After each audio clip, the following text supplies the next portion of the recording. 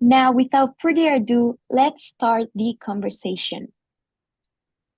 Mr. Peter Mohan Maitri Pieris, representative of Sri Lanka to the UN, Your Excellency, welcome. Thank you for coming. Thank you. Your Excellency, in the years leading to the Transforming Education Summit in 2022 and thereafter, Sri Lanka has made notable steps to advance lifelong learning opportunities, including by integrating digital and media literacy, STEM, and global competences in the curriculum. Against the rapid technological changes and diverse emerging challenges, how does Sri Lanka leverage skills development to promote peace and resilience among the youth in particular? Can you please share some examples of youth engagements in such initiatives?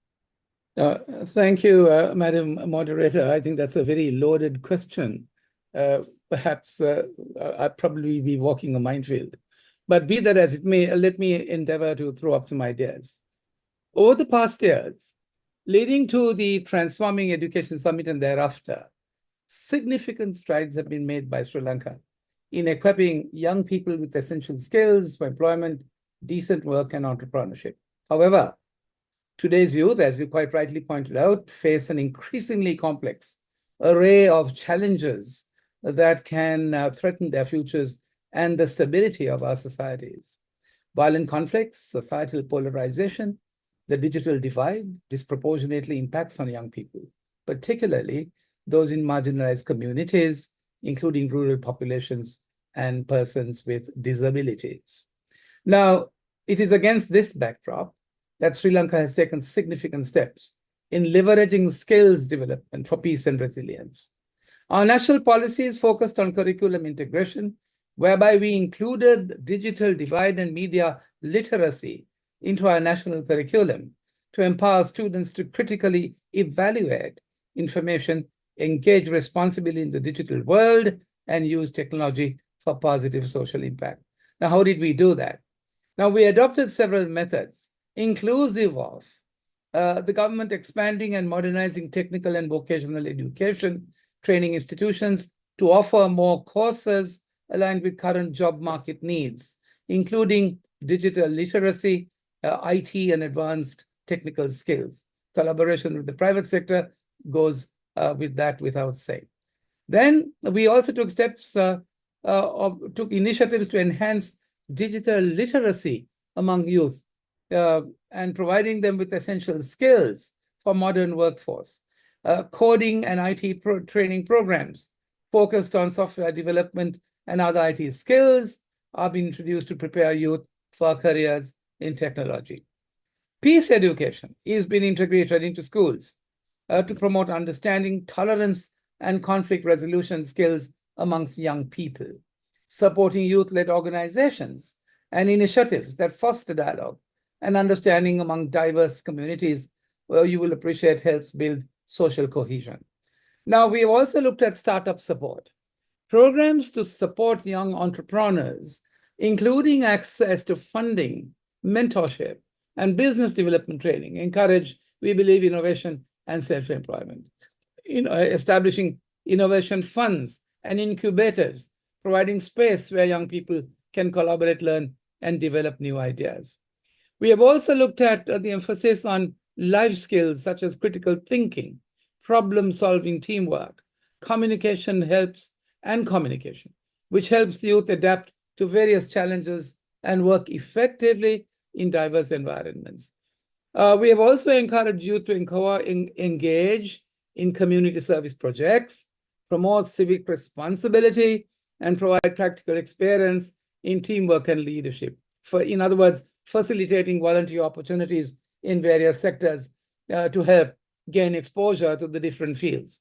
We also formulated and implemented policies that specifically address the needs and aspirations of youth to ensure that their development is a national priority. And of course, finally, to encourage youth participation in the decision-making process. That's a lesson that we learned in recent times at local and national levels to ensure their voices are heard and not considered. So these efforts collectively have empowered Sri Lankan youth with the skills and resilience needed to navigate the complexities of what we are doing in this regard. Now, let me quickly say something about the gender aspect and how we manage that. We manage that pretty well.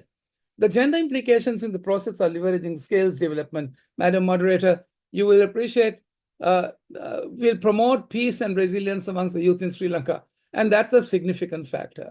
Addressing these implications ensures that both young men and women benefit equally and can contribute to the benefit from socio-economic development and peace-building efforts. Now, what have we done in that regard? We have ensured that both young men and women have equal access to education and vocational training programs, and I would say that that has been a great success. Developing targeted programs to encourage girls' participation in traditional male-dominated fields such as STEM, science, technology, and engineering and mathematics, and IT, which helps to bridge the gender gap in these sectors. We've also addressed the digital divides as young men and women have less access to digital tools and the internet. So providing digital literacy, training, and access to technology we believe, helps to ensure that young men, women are not left behind in the digital economy. We have also created safe online learning environments, addressing online harassment, and encourage more young men, young women to engage in digital learning and use technology confidently. We have also provided equal support for young female entrepreneurs, including access to funding. We also promote gender-inclusive hiring practices and supporting policies that ensure equal pay for work that can help young women secure better employment opportunities. Then, of course, we've gone on to the constraints of time. I cannot spell it out for in detail, but we engaged in peace, education, and social cohesion, supportive policies and advocacy, addressing gender-based violence, supportive services. So by addressing these gender implications, we have created a more equitable and inclusive environment. Just to give you one or two examples, we have engaged in education and training programs.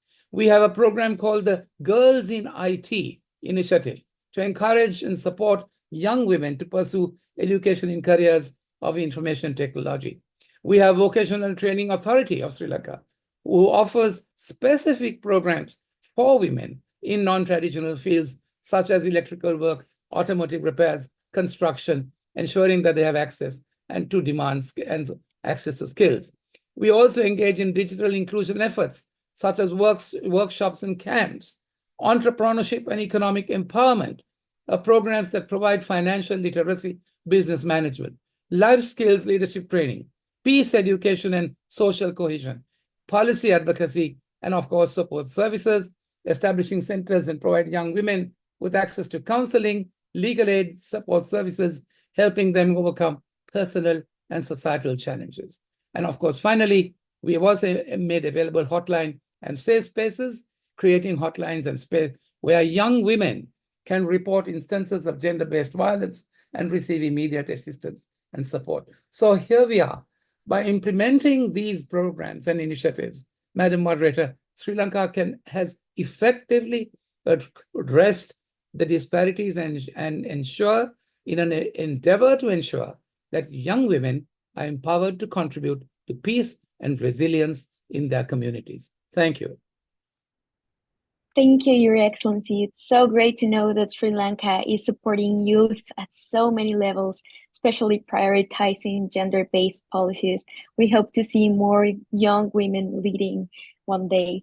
Truly an example for the international community. Thank you.